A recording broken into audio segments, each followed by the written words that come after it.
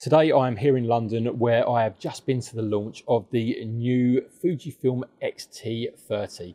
Let's find out a little bit more about all the features and its striking similarity to the X-T3.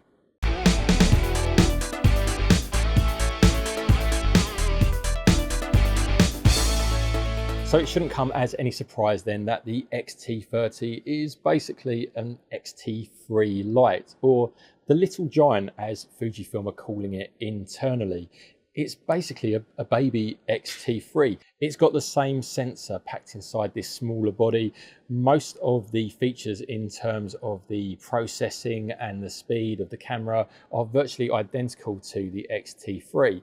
There are, of course, some very slight differences. So let's have a quick run through the body and I'll tell you more about those. So the most obvious difference is, of course, the body. It's a lot smaller than the X-T3. There's less of a hand grip, as you can see from the profile on the front here. So for those with smaller hands, maybe a little bit more comfortable. For those with larger hands, less grip on here. But they have actually adjusted the position on the back of the Q button from where it was on the X-T20.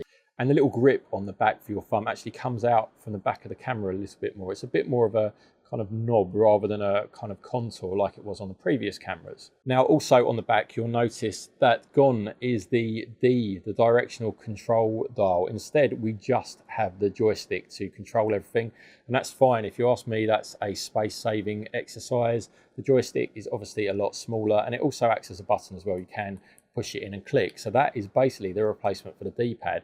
There's very little point having both the D-pads and obviously the joystick as well. That's something we also saw recently on the Fujifilm GFX50R. Now, of course, the camera lacks the weather sealing of the X-T3. That's going to be one of the big differences if you're a professional photographer. You might want to go for the extra weather sealing that the X-T3 is going to provide.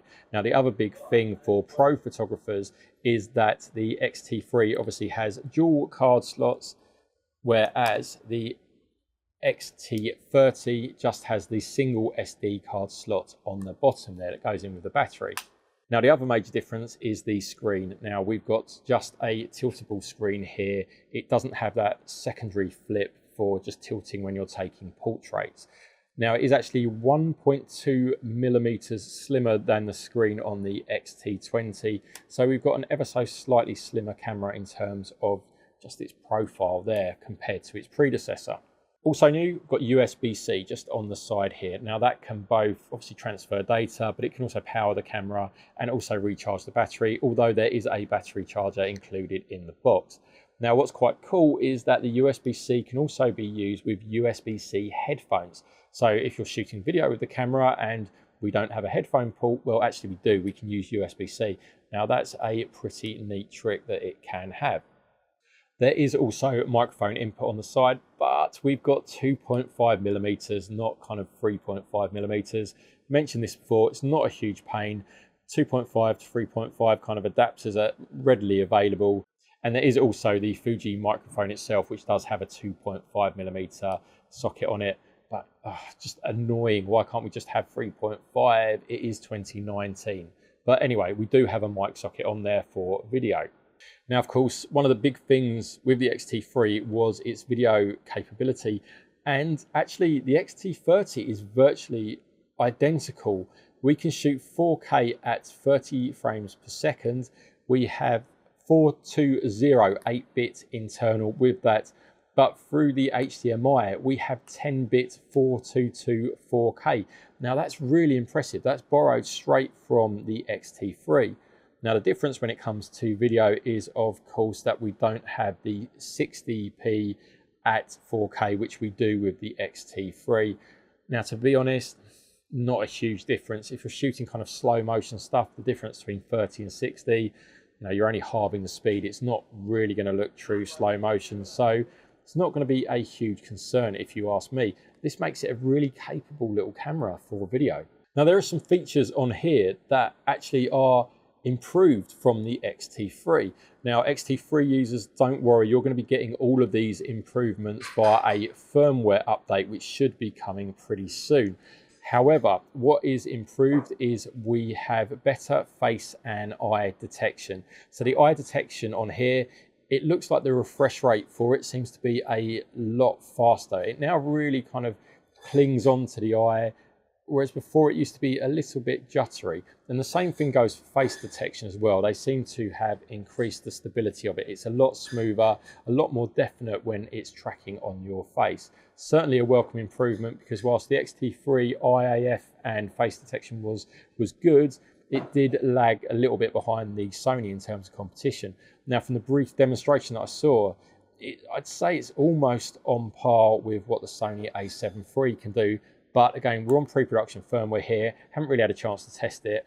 Might be interesting to do a side-by-side test, because I think they're going to be pretty close now. Now, one of the other things with the face detection is previously it could detect a face if it filled up 10% of the vertical amount of the frame, whereas now that drops down to 7%. So it's going to be able to pick up faces when they are smaller in the frame.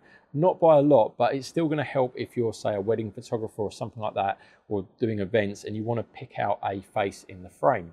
Now, where wedding and event photographers are also going to find the new firmware for face detection very handy, is it will now pick up multiple faces within the frame, and then you can just touch the back of the screen as to which face you want to track, and it will ignore all the other faces and just stay locked onto that one.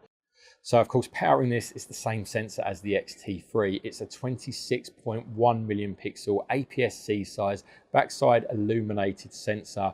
And it's got copper wiring on here as well. It's what helps to enable that speed, the information to be read off very quickly. And it also helps to reduce noise slightly as well. We have on-sensor phase detection with 2.1 million phase detection pixels on that sensor. We've got edge-to-edge phase detection AF, and that is what helps to make the AF so speedy and quick on the X-T3. And obviously it's going to translate down to the X-T30.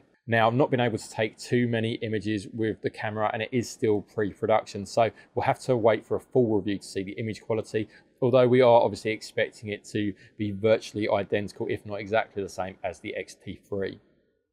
So you have a really big feature of the X-T3, and it's probably my favorite feature, was the fact that we had a blackout-free viewfinder because of the electronic shutter, and that meant we could shoot at 30 frames a second, albeit in a 1.25 times crop. Good news, that is also on the X-T30. 30 frames a second, blackout-free viewfinder when you're using the electronic shutter.